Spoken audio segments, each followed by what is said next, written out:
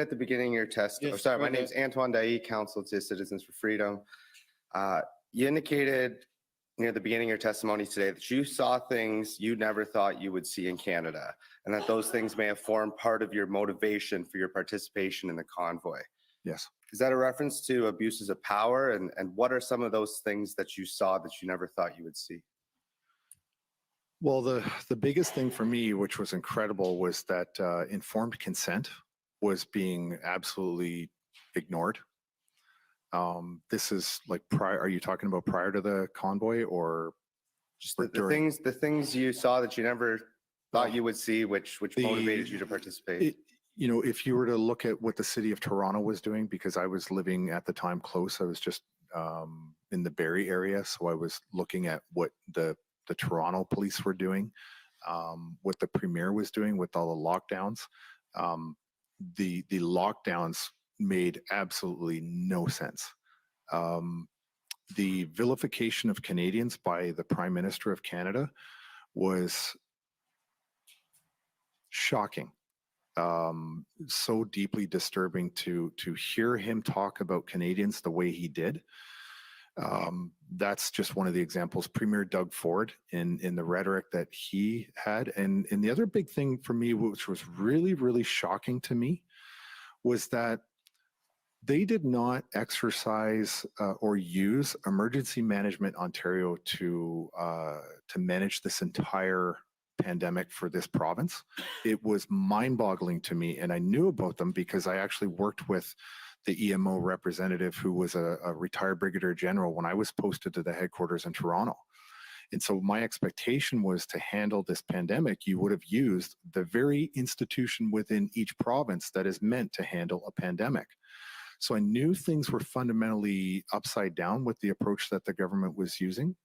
And you would see subsequent effects of those decisions, which were, shut down a department store, stop selling kids' clothing and stuff like that. But you can go and get a case of beer. That's no problem, right? So there was a lot of stuff that were just so absurd.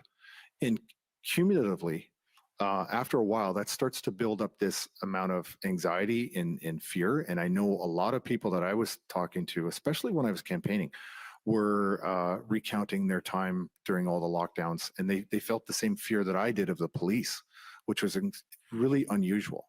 I didn't want to go out in public because honestly, I thought that I was going to be, it would take nothing for the police to come for any infraction and start arresting people for the most bizarre things. I mean, we saw a year and a half ago, 2 Calgary police officers pointed a taser and threatened to arrest a young kid who was playing hockey out in Calgary. And the next day, police on guard went public because there were law enforcement in this country that were just appalled by what was going on in this country. And they decided to, start becoming public and defending what they thought was massive breaches of the charter, which they spend their whole careers defending the charter.